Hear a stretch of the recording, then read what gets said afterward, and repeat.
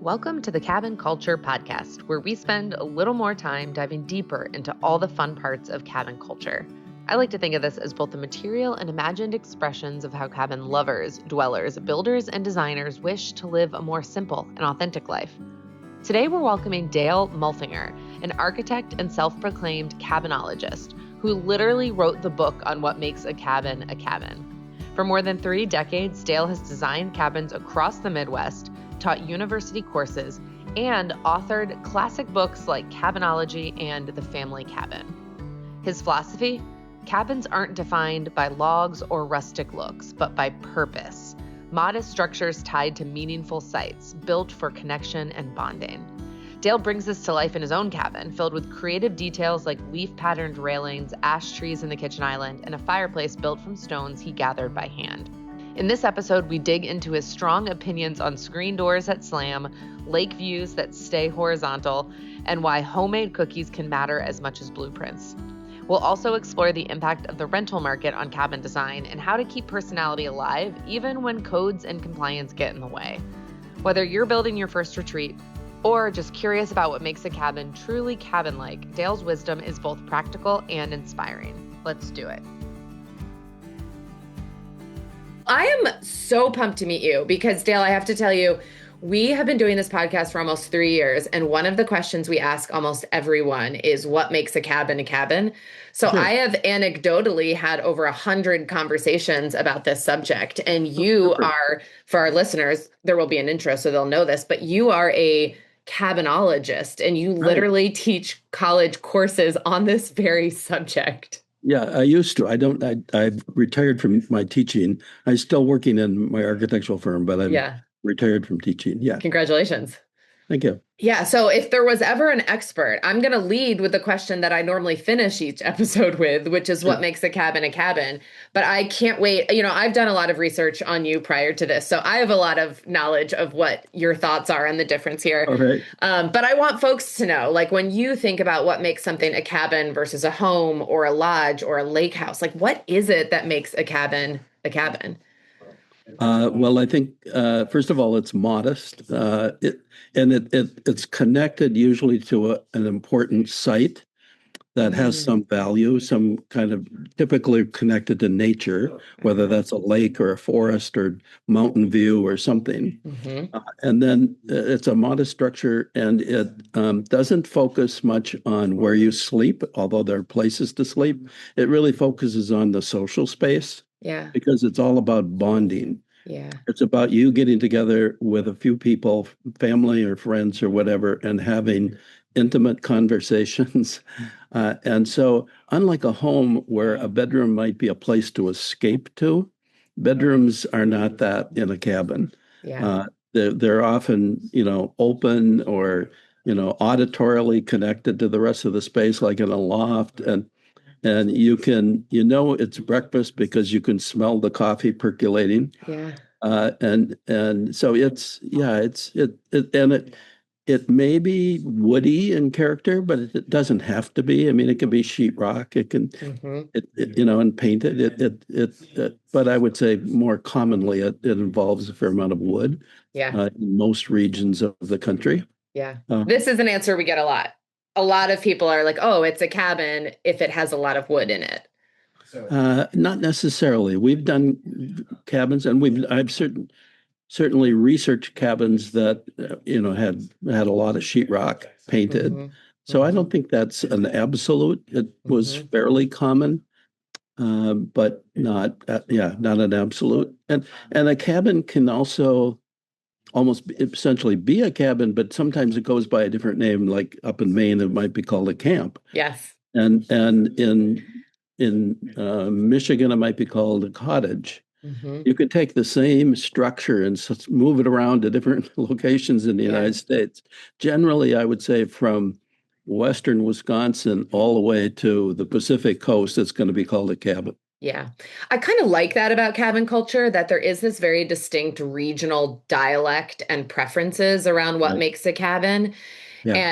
And in Maine, that is a camp. And it can be the same thing. We're really saying the same thing, but we've developed our own culture based on where we're located. Yeah, that's right. It's really And interesting. I would say it's pretty common, but not an absolute, that a cabin or cottage has a porch. And Yeah. a porch is a pretty integral part of how you experience, because usually a cabin or cottage are more predominantly used in fair weather times. Hmm.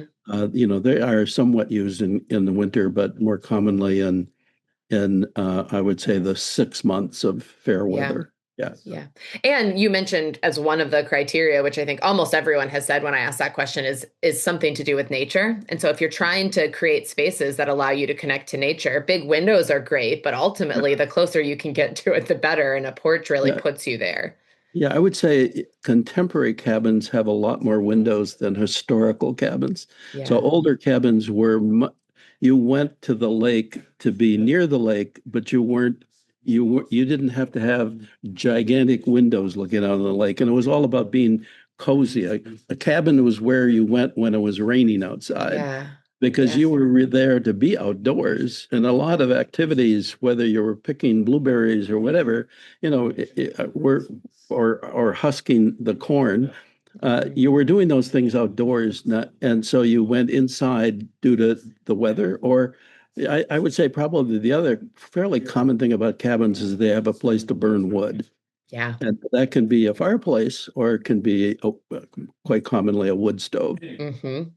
This is somewhat controversial. This is like I'm so fascinated to hear your perspective because cabin culture feels like it has changed so much in the last 5 years with the or 5 plus with the growth of social media Yeah, and with the growth of short-term rentals, yeah, where yeah. cabins used to be built just for your family. What were your preferences? What do you want? And now there's all these other factors Yes, from how well does it photograph? How easily can I market it? How safe can I make it for guests? One of the things that has changed is a lot of places now have gas stoves instead of wood stoves that's right. because it's easier for guests and seen There's as less risky. Yeah, and it impacts their insurance. Yep. And this Yeah, is something that we've committed to in all of our properties is we have wood stoves because I think that actually it's kind of like a pour over coffee versus a coffee machine. I right. think the process of building a fire from finding that we call it biscuit wood in my family, finding the biscuit wood, chopping the kindling, getting it started, keeping it going, put it right, like all of that to me is part of what I love about being at the cabin Yeah, versus flipping a switch. It's certainly easy, yeah, yeah. but it's not quite the same. Right. I would agree. I'm a pyromaniac at my cabin. Yeah. Yeah. It's you can even see it in kids, I think, like when they sit around a fire out back. We don't Yep. normally let kids man the wood stove, but I remember camping with my family and just poking at the fire and being fascinated by it. Well, s'mores are made for a cabin, right? That's right. That's right. On one of the episodes, someone introduced us to like all their different types of s'mores that they make. And I like that from the traditional, but like as cabin culture has become more common, how are we adapting some of these things to what our preferences are now? Sure. But you're Yeah. right. You're right that we're doing a few new cabins right now that are, in fact, have heavily programmed for rental. Yeah. And how So, does that make you feel as the architect? uh, well, it loses a little bit of personality Yeah. in the process as it Hmm. gets stripped out for, the attitude of rental and the insurance of rental. Hmm. So, for instance, we have a loft, but we have to have a code stairway going up, not a ladder. Yeah. So a few things like that. We've only done a couple that are that way, and I would say some are being rented, but they weren't designed, with a lot of extra criteria regarding Yeah. rent. Yeah, Yeah. Yeah. And I think about that with ours because we built it for ourselves to retire in. sure. But then along the way, we did make some choices because in the meantime, we couldn't afford to build it as just a second home. So we had to think about what will make this safer. And sometimes it has almost, ours has almost too much of a modern feel to it because rustic is my preference, but you're trying to design for everyone, not just for one That's specific right. type of person. Yeah, And so that has been the work once we finish the build. I've spent the last like 3 or 4 years really trying to put personality into it. What are the right, places where we can infuse personality where it's still right. functional for a rental but feels like ours? Yeah. Well, I think part of the difference is the artwork you put on the wall. Mhm. When it's your own really personal place, your husband might put up the fish he caught, Yeah.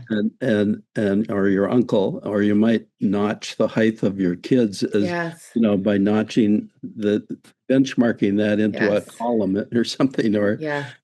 and whereas once it becomes more generalized, you tend to put up artwork that you think the renter might like rather Yeah. than you personally. Yeah. Yeah. Yeah. And you can't put up photos, your own photos. So we did hide, like we wrote a message for ourselves and our future selves and for guests and put it in the walls. So you can't Okay. see it. So it kind of like hid Sure. it, but the feeling is still there. Sure. And we did intentionally pick artwork from local artists who we Yeah. think infuse it with a feel of this is what this area. So regionally, if Yeah. you're coming to experience Maine, here's what Maine feels like. Yeah. And it happens to be my personal favorite, but that's really beautiful to think about my family camp. We have things like that everywhere. Pictures Yeah. that we took every year in the same place. You wouldn't have that in a rental. You just But I can't. think you could have it in a rental because I think people don't want a homogenized place. They're Mhm. perfectly fine accepting the fact that the cabin has the personality of the owner. And Yeah. and that actually might be appealing to a renter to know that it is somebody's place. Okay, that is a So good don't push. don't don't shy away from that. Thank you. My dream cabin, which our listeners will know, but our dream cabin I call Dead Grandpa's Cabin.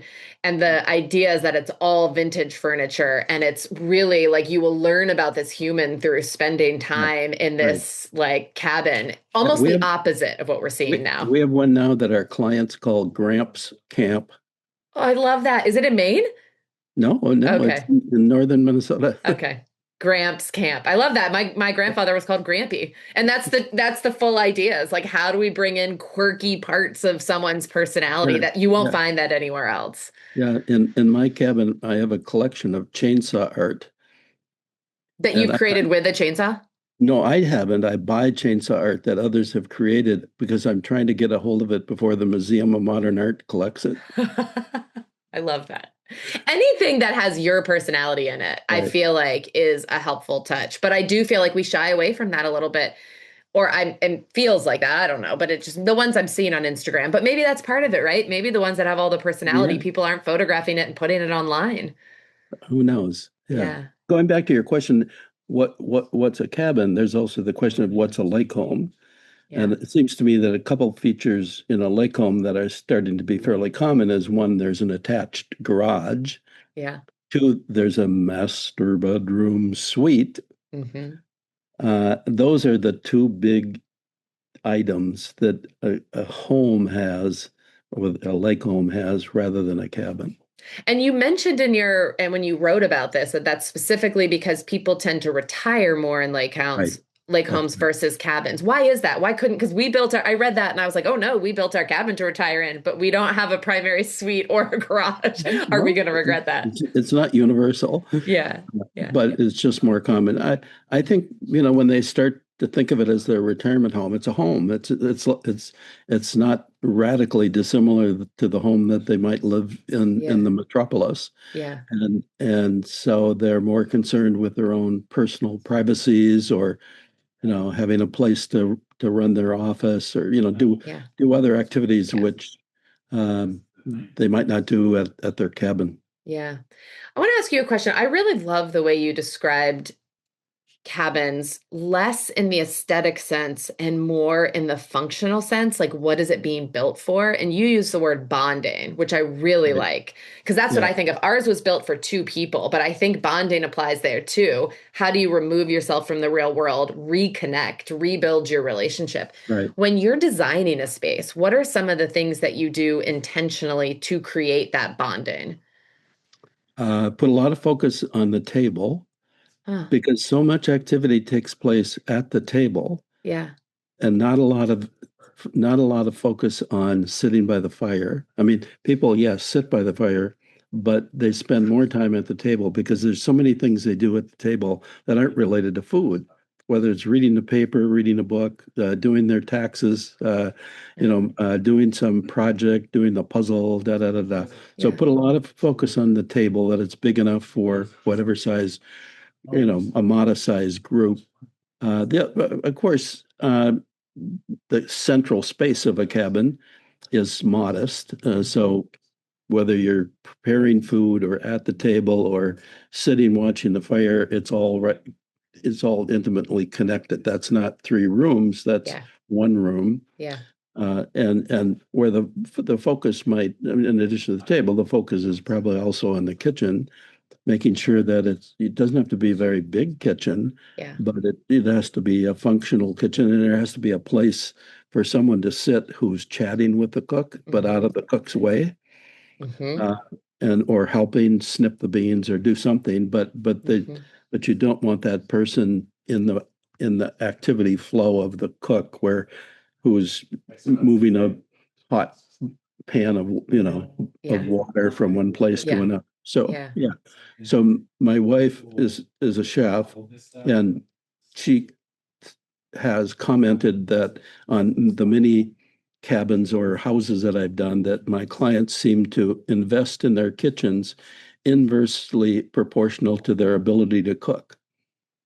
If they can't cook well, then they invest a lot in their Yeah, kitchen. yeah, because they assume that the hardware will will make it special, and it Yeah. doesn't. Yeah. A good cook doesn't require much in order Yeah. to be a good cook. Yeah, Yeah. Yeah. They don't magically become a master chef that's right. because they have a That's right. really good oven. Yeah. No, Wishful no, thinking, but yeah. yeah. It's got to cover the basics: a refrigerator and a stove and a sink.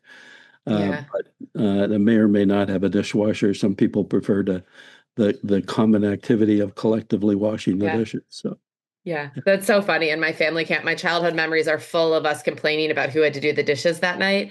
But yeah, then they're equally full of us like splashing water on each other or singing songs while doing dishes. And I sure. don't, and my grandmother put off getting a dishwasher for ages. And I can't help but wonder, was this just they were raised in the Great Depression. Was this a frugality thing? Or did they know better? Did they know that these are actually like core Yeah. camp memories, is doing those things together? The other thing a cabin has to have, it has to have a porch screen door that has a slam to it. Yes.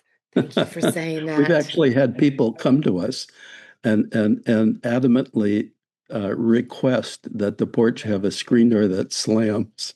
I feel so strongly about this, Dale, that literally even the squeak of a screen door, I feel Yep. strongly about. And one of our guests WD-40'd our screen door once.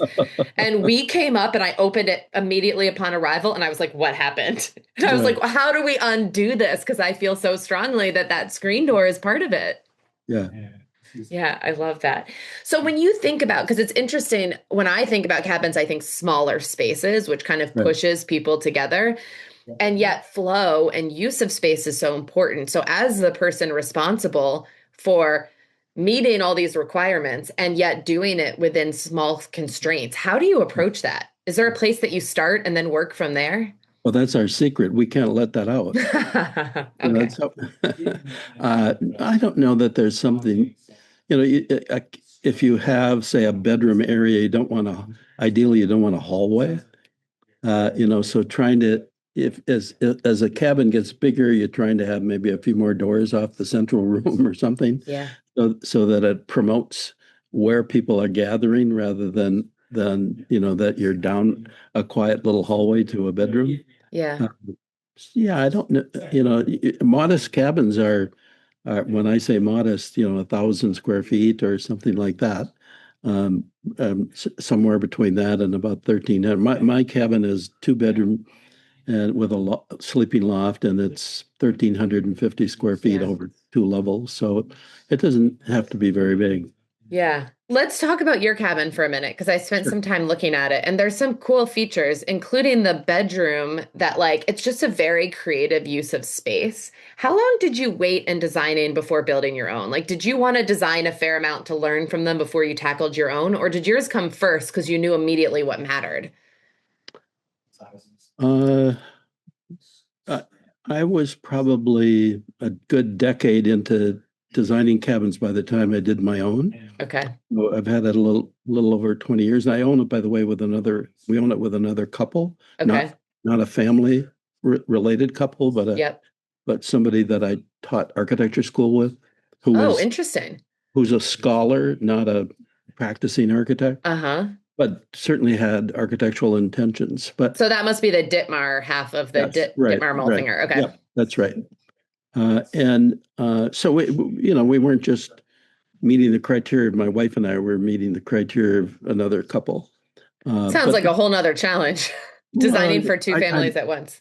I've done all kinds of cabins for multi-generational families, so it's not, it's fairly common Yeah. to do that. But the principal issue with designing for this couple was the husband is a critic, and so I knew that going in, so I kind of invented a process whereby he had a limited amount of time to be critical. That's good.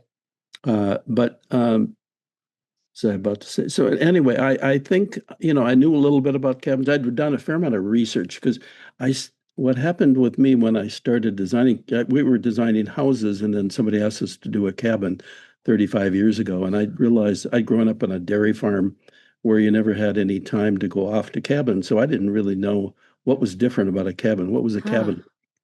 So I decided to take some university students and I gave each of them 10 rolls of film.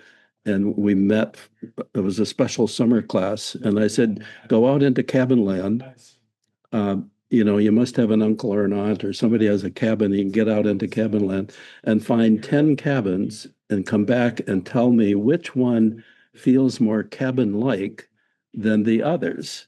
Yeah. And we had 10 students doing that. We've seen 100 cabins, at least Yes. I haven't seen them all, but Hmm. they've been documented, and we can begin to ask the question, what makes one feel more cabin-like than another? So that's really kind of where I started researching. And then a good friend of mine was the editor of a magazine in the Twin Cities and called Minneapolis St. Paul Magazine. And he said, well, Dale, if you find out anything interesting from that study, why don't you write a little article? Well, 12 years and 72 articles later, I had found a lot of cabins on my own, and I was Yeah. often looking for unique features in a cabin, or where somebody had taken a schoolhouse and turned it into a cabin, Yes. Yes. or a train car, or why are vertical log cabins different than horizontal log cabins? Mm.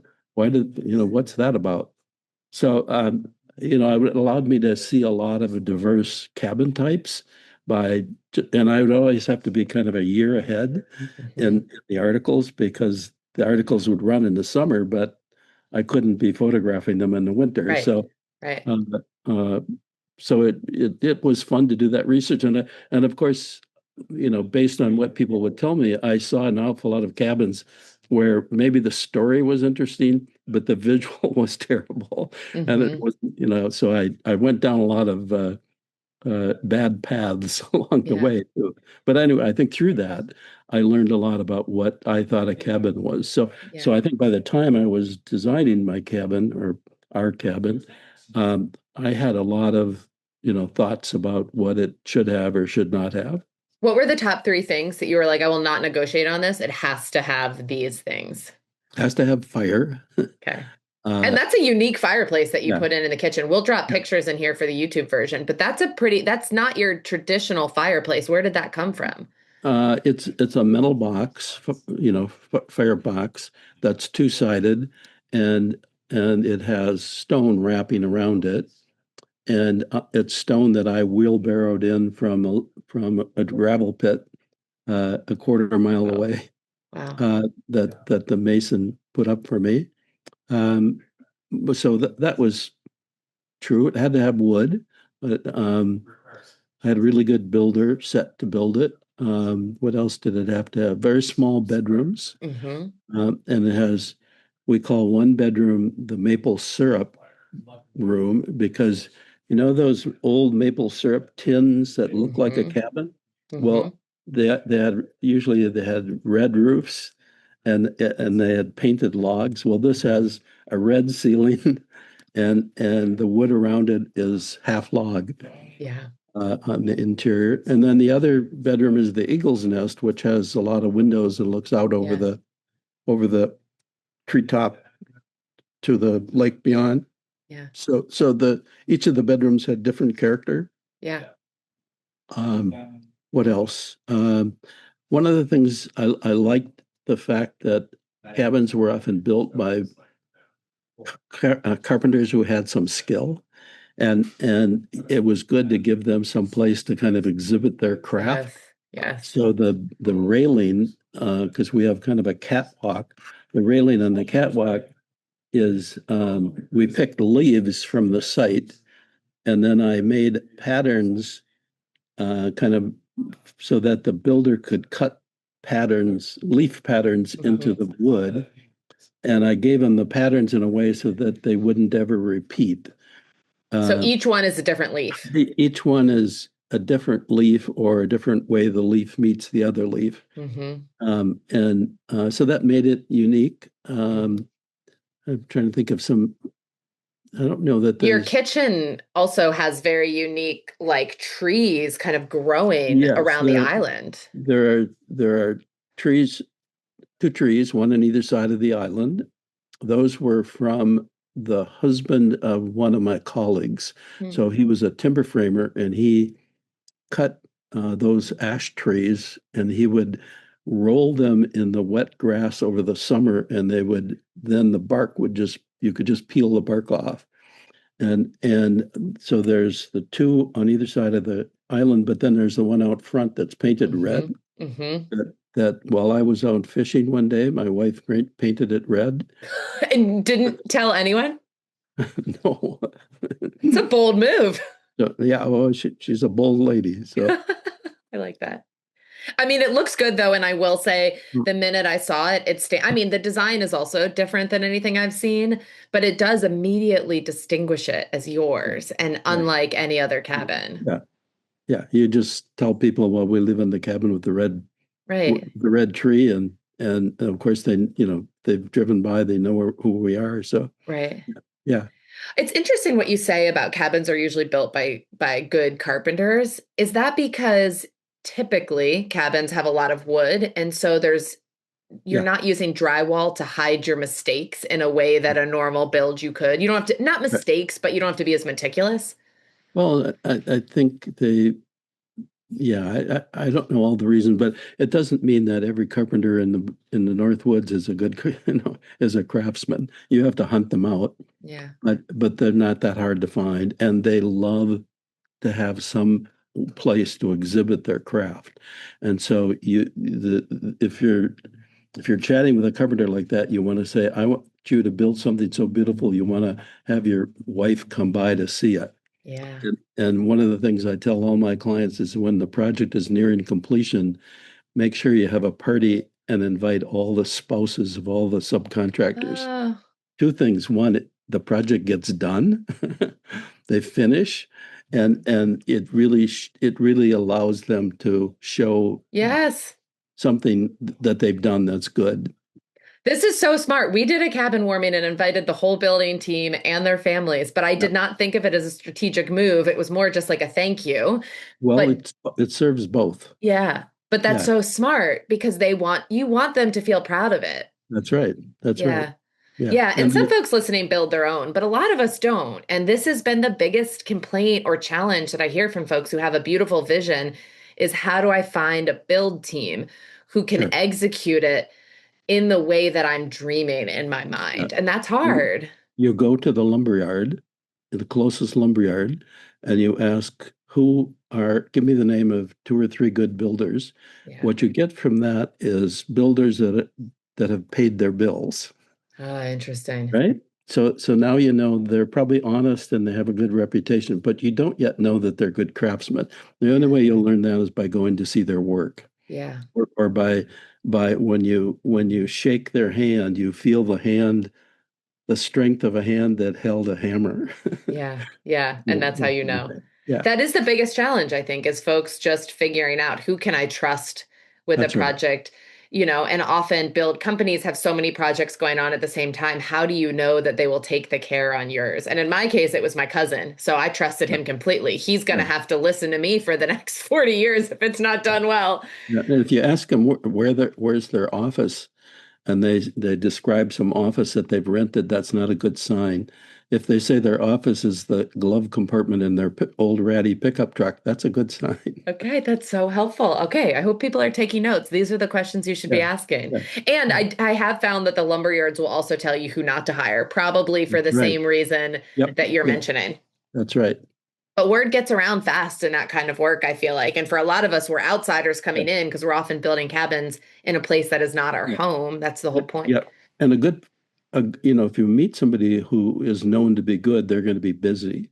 Yes. But they've often given the green light to the future projects by more people than they can handle because they don't know who's going to bail on a project. So Oh, it's good to get on their list, and you might actually move up on the schedule because somebody bails. yeah. Yeah. And patience is really the name of the game. A lot of us don't have it. Once we finally have the money or the land or the design or Yeah, whatever, it can be hard to wait. But yeah. that's the But biggest horror stories I've heard are hiring the wrong yeah, people. the other thing that helps are cookies, homemade cookies. I'm You s- guessing from your wife. well, you don't have to be a great cook to make cookies, and having some cookies to feed the builders uh, is memorable for them. Yeah. I used Yeah, to, when I would show up on site, I used to always bring donuts from our local bakery. Although one of the crewmen was doing like the whole 30 or whatever for a large portion of it. So he always got beet juice. But I would bring stuff to the site, which paid off when I was like, ooh, that window was put in wrong. Can you drop it down 3 inches? And oh he yeah, did yeah, it. yeah. Because you do have to make those asks sometimes. And I always hated to do that. But at the end of the day, you're the one who has to live with it. That's So right. Yeah, it is hard to do that. Okay, I want to ask a little bit about finances because this is something else that we get asked a lot and I don't have good answers. And so let's start at the very beginning. If someone's dreaming about their cabin and they're debating hiring an architect for a custom project, or these days there's a whole lot of designs that you can buy off the internet and right. just implement. When you think about that, now I can imagine what your perspective is, which I appreciate. If you're dreaming about a cabin build, or are in the midst of a build, or you just bought a place and are getting ready to host for the very first time, regardless of where you are, sometimes you just need a little help along the way. Shared experiences from someone who's been there, advice from someone who's learned a lot of lessons the hard way. That's me. Or a cheerleader as you finish up. All of these reasons are exactly why I started offering cabin consultations to our Instagram followers and friends who could use some specific one-on-one help. I can't promise to solve all your problems, but I can promise to be transparent about our build costs and process, our organization and project management systems, our favorite and least favorite tools for renting, how we market, and how we found ourselves with almost 80,000 Instagram followers and 100% occupancy in our first year of hosting at Cozy Rock. So if that sounds like it might help you, feel free to visit us at staycozycabin.com or on Instagram at Cozy Rock Cabin and sign up for a time to chat there. What would you tell someone that they should think about? Custom versus already created Sure. plans. Well, I think that the biggest difference is that custom, much like buying a dress that a tailor made is made to fit your body. And the designs that we architects made are specific to the unique situation of a piece of land, a budget, and the proclivities of the owners. Mm-hmm. So and probably some stylistic, stuff that we do. But so it's more likely to have a, a unique personality because of that. On the other hand, if you can find something off the shelf that fits well with you, that's much less expensive, obviously, Mm-hmm. to buy a pre-made plan. That house in Hillsborough, it was a pre-made plan that we designed, and it got sold through one of those plan agencies. So Mm-hmm. it can be done either way, and it can be done successfully either way. I think it's really what you're after, and whether or not you want to gain that personality you get from having something tailored to your Yeah. need. Yeah, Yeah. I think that's the biggest thing I would change about our cabin. We bought one online. Now, I will say we worked very closely with the architect and he customized some of it for us. And I would have hired him again in a heartbeat, but I wish I had had him do something truly custom for us that isn't being sold to anyone sure. else. Because then you see them start popping up everywhere. It doesn't really matter, but it's more, it loses that feel. That's a really good comparison Yeah, of having an outfit made just for you versus you could yeah, run into someone at a wedding wearing the exact same outfit that that's you're right. wearing. Yeah. As an architect, what is your preference? Because I can imagine you make more on the individual designs, but you have the potential to make more on the scale of selling the plans with very little work. You don't sell enough units to make up for the difference, quite Okay. frankly. What we've done on occasion, say in the case of the plan there in Hillsborough, we had a client for a small house in a little village outside of St. Paul Hmm. that much like Hillsborough, a historic village, and they had a small lot and they didn't have a lot of money. And so I said, well, we'll design your house, but we'll only do it for a lesser fee if we can sell the plan. Hmm. So that isn't something we do very often, but occasionally we've done it. And so I would say if we were just designing plans to be sell multiple units, it would take way too many unit sales to make up Yeah. the difference. Yeah, because Yeah. even the plan agencies that sell them, they take 50% of the profit. So it's a whole different industry Yeah. as to how it's done. So Yeah. yeah, Yeah. we don't And do. and you can totally estimate this, but for someone who's just budgeting and trying to figure out when can I build my cabin, what would someone expect to pay, let's say for 1,000 square foot cabin, a custom architect to do the designs or build plans prior to hiring? Is there any sort of ballpark you could give folks? Well, it's probably in the 10 to 15% of construction cost kind of range. Okay. And up, depending if the big differences are how unique is it Hmm. relative to anything else that we've designed before. Hmm. How unique is it relative to anything that common builders would build, and therefore Mm, it requires more drawings on our part to show a builder how to make this unique thing. that makes Uh, sense. so and then materials, I mean, the cost can be quite different if it's concrete, steel, and glass versus a lot of wood and that can be fabricated by a common carpenter. Yeah. So and and and interior surfaces. I mean, if it's the difference between a plastic laminate countertop and a concrete or quartz composite countertop is a factor of 10 to 1, Right. not Right. 2 to 1. Right. But everybody seems to be expecting a granite countertop, Yeah. uh, and or fine appliances. So, I mean, it can be a hugely different cost if you say, well, if all of the lighting fixtures and plumbing fixtures can be bought at a box store, Home Depot or whatever, it's going to be much less expensive than if they go to, a higher end lighting fixture place. Right, right. And this is the hardest question that I get online about our cabin is how much does it cost to build? And I specifically don't answer it because of what you're saying. There were so many choices from Yep. start to finish of the build process that we made our way, but you could make them differently. That would save not like hundreds of dollars, but like tens of thousands of dollars. Right. Or you could make Right. choices that make it Yeah. cost that it's just impossible to estimate. So I Sure. guess what do you Yeah, tell people? another common item is, say, a shower. Do you buy a fiberglass shower surround or do you hire some craftsman to come out and Right, do tile work? right. And the fewer vendors you can have show up on your property, especially in remote sites, the Yep, better you're going to be. So that's right. uh, I have I have fiberglass shower surrounds in our cabin, and Yeah. and and almost everything in that cabin that needed to be bought, other than say the studs to build it, was bought at Home Depot. Yeah. So the tile floor, it's all black hardware items that we could find at Home Depot. Yeah. Yeah. But then I've been in cabins where the tile was imported from Italy and it's Oh yeah. beautiful. That's Yeah. not what we did, but our cabin could have been that much more expensive if we cared about, I bought discount tile at Home Depot that looks good. It fits what I wanted, but it wasn't, so there's And, just so many choices. and I offer most of my clients my ability and willingness to fly to Italy to pick out that tile. But Yeah. they don't seem to take me up on it. Yeah. It'll be hard, but you'll do it. Right. Yeah. So what do you tell people when they ask you that? Like when you finish a design and they're like, okay, but now I need to know how much is it going to cost to build this? At what stage of the Well, process well, does that happen? we ask right up front.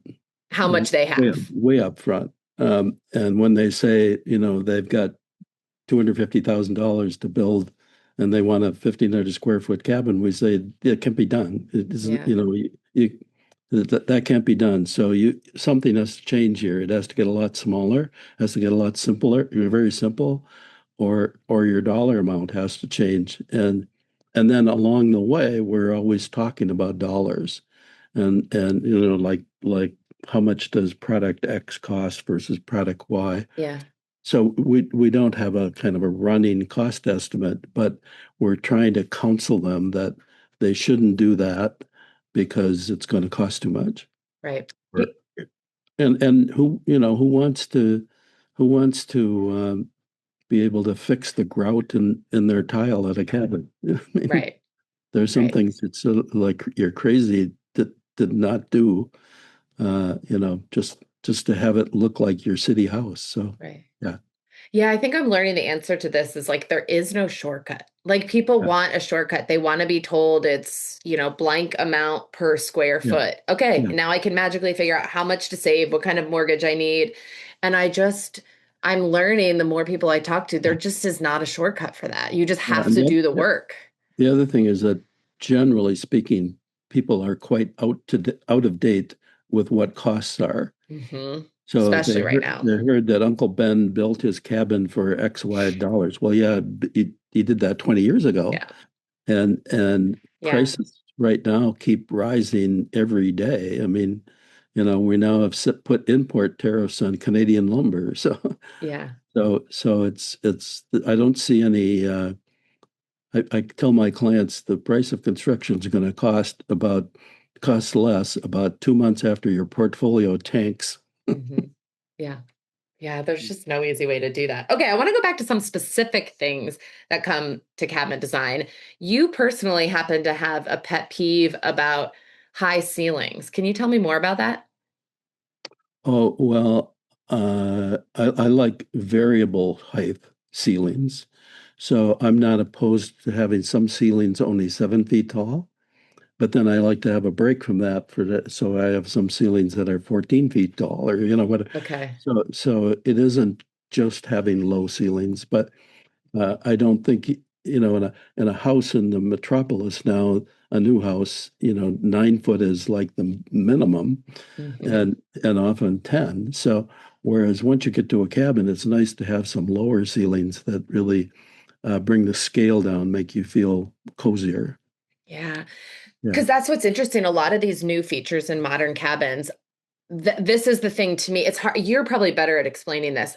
It's hard to explain the feeling that comes from design choices. You probably think about these things all the time. Sure. I Sure. just know with like huge high ceilings or very modern cabins with lots of windows or it feels less cozy. And I don't really know how to explain it. It looks beautiful online. It Yeah. photographs really well. It has great light, but And the feeling of it is just different. yeah. And oftentimes those cabins with the high, the big gable faced high windows, all they're doing is seeing more sky. you Yeah. know, Oh, that's unless, unless interesting. unless it happens to be a cabin in the mountains where you're looking up to the mountain, that then it might make some sense. But if you're doing it, so many of our cabins are on lakes, and the lakes are a horizontal view, not a vertical view. Hmm. And so expand the horizontality of the windows, but not the verticality of the windows. And Yeah. because windows cost a lot of money and all that Yes. high space is more expensive to build. So Hmm. put those dollars someplace else. Yeah. And I love our cabin has a lot of windows and I love the natural light it brings in, but it does create controversy around nighttime where I didn't want to put curtains on them. My husband felt strongly about curtains so the sun doesn't wake you up. I like the sun to wake me up. But then we heard that this is a great part about hosting is that you hear from a bunch of different people about their preferences. And it was very mixed on curtains versus none. But at night, you want to feel cozy. You want to feel like safe as Yeah. opposed to that like cabin in the woods feel where you're like, what's out there? I can't see it, but there's all these windows. They can see me. You feel very vulnerable. So during the day, I love it. But at night, it does make me feel a little bit vulnerable. Yeah, I would say in general, everybody loves a lot of windows. I've had a few clients ask me to in a few more windows, but I've never had any client tell me to take windows out. So I uh, know. Yeah, but there are certainly shading devices you can use to pull the shade down if you're concerned about either too much sunlight or the boogeyman. Yeah, yeah. Tell me a little bit more about the alternating tread stairs that you've created, because I Yeah. think what you mentioned earlier about we have a loft in ours that has a ladder that only we use and guests can't use it because it's not up to code. And I read your blog post about alternating tread stair as just a way to maximize small spaces. Can you talk about that a little bit? Well, first of all, an alternating tread stair does not meet code. Know that. Okay. Okay. Okay. So it's not something you can use to get to being within code. Okay. Good However, caveat. however, if you were in your situation, say have a ladder and you'd like a more comfortable stair that you could walk up carrying some linen for the Yeah. bed, Yeah. or a piece of luggage, an alternating tread stair is far superior to a ladder Yeah. because you don't need to essentially hold on when you're going up the stair Right. or even coming down the stair. So it's a very smart stair because when you go up a normal stair, you're wasting half of the stair as you go up the stair Yeah. because your foot goes all the way up to the next tread, having missed half the tread. Yeah. So an alternating tread stair just gets rid of the part that you'd wasted, Yeah. and you have a full platform for your foot, and you are not rising your foot any higher than you would in a normal stair. So it's really Hmm. really an amazingly comfortable stair. And what's really odd is in the new international code, they allow alternating tread stairs in tiny homes, which is weird because they still won't allow them in others. And you're Other saying it's safe here, but not somewhere Yeah, else. It's more like it's necessary here, right, but not right, everywhere else. right. Yeah, and I But think that's what a lot of people run into in the small spaces. we work in Minnesota in a lot of areas where there are no code officials watching, and we're very open about telling people, that stair does not meet code. But if you don't have a lot of space and you were otherwise considering a ladder, then the alternating tread stair makes more sense. Yeah. Yeah. This was a big challenge when we were working on the bedroom of our cabin was figuring out the staircase. I remember sitting on the phone with Pete, my designer, and us playing around with different options and what were the costs and benefits of each location of the Right. stairs and how we could pull it off. And it was challenging because the cabin is just a small space. But I Right. do think I'd be curious to hear your thoughts. I do think there's something beautiful about small house design in that it gives you these constraints you have to work within. So it allows creativity, but also gives you some boundaries that you just can't go past. Do you enjoy that or do you dislike No, that? yeah, I very much enjoy it. Yeah. Yeah. Yeah, we've just completed a cabin that's 20 by 20 and has one bedroom and a loft. I mean, it's Wow. got some, kitchen, living, dining in one space Wow. and a bedroom on the main level and then a loft above. So we still do some pretty small structures Yeah. and the little Gramps camp we've done is really a guest cabin Yeah. for and so yeah, we do some fairly modest stuff in Yeah. addition to some very large lake homes. Yeah. Yeah. I mean, I've looked at a lot of your stuff and I've picked some favorites.